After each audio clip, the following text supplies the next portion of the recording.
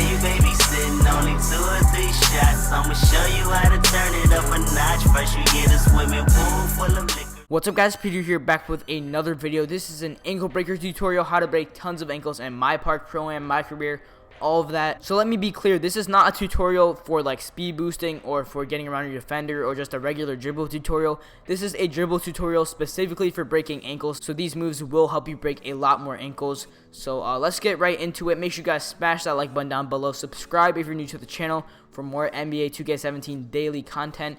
Also, make sure all of you guys turn on those notifications by clicking that bell or tapping it.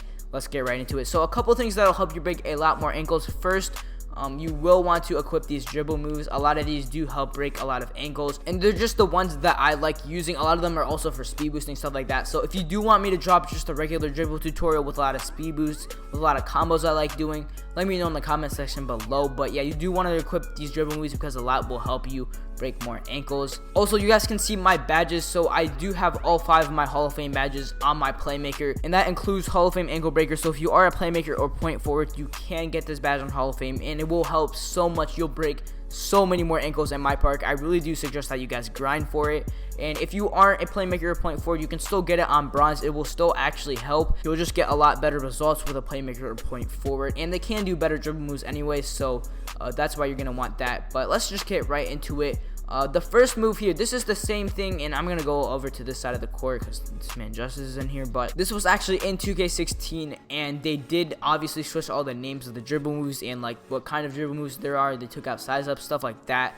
This is hesitation 3, or the step back. A lot of people like to call it that, from NBA 2K16. So it's very simple to do, but somehow it breaks a lot of ankles. Even though in real life, I don't see this breaking a lot of ankles. Like, just doing this simple move won't. But it also creates a lot of space, so when you do break the ankles, you will have an open shot, and you'll probably make it. So all you gotta do is just run to one side of the court, flick your right stick down. You're gonna get into this animation, and it's just very easy to do, but somehow it breaks a lot of ankles. I have no idea how. So you can just combo some dribble moves. It doesn't really matter, but then once you get open, like with this move right here, then you'll be open for a shot, and it's usually green because you do create a lot of space. So very easy to remove there, but does create a lot of space and breaks a lot of ankles. So the second move, also very simple, but still surprisingly does break a lot of ankles, is the snatch back. So all you gotta do is sprint straight forward and flick your right stick back, but hold everything down when you're doing it. So when you're doing the hezi, you're gonna like let go of your left stick when you're kind of doing it, but when you're doing this move, if you actually still hold your left stick forward, you're gonna actually end up in the snatch back animation. And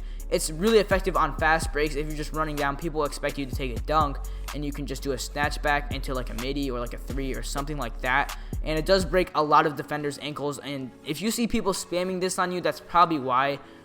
They do want to break a lot of ankles. So very easy again. Okay, so next we have the momentum crossover. There's actually 2 versions of it, and one actually breaks more ankles than the other. So the one I'm doing right here, this is one that's like one quick dribble. It's actually very easy to do, but it actually breaks less ankles. So I guess it's more effective for just doing it regularly, but it's not going to break as many ankles. And then the one I'm doing right now, that's basically doing a little dribble before it, as you can see here, and this actually breaks more ankles. So it's all you got to do is basically do it a little bit faster, and you'll do this dribble in between. So it's really up to you if you want to do either, but trust me, the one where you do the dribble in between will break a lot more ankles. Okay, so next we have the Chris Paul size up. It actually does break a lot of ankles in my experience. All you have to do is move your right stick to the opposite ball hand and then back. So you're gonna get into an animation just like that. It's very easy to do, and you can also combo it with an elite 3. So you can do it just regularly like that. Then also, you can actually do an elite 3 size up after. So just do the same move, then hold down right trigger, move your right stick one more time. So here's an example right here. Just do it right there, hold your right trigger, and then move it back. So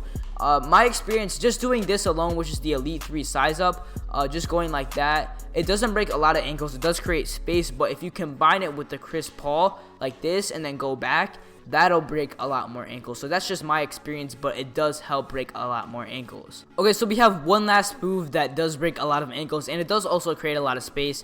You guys probably recognize it from last year, and you guys know you have to make size ups this year.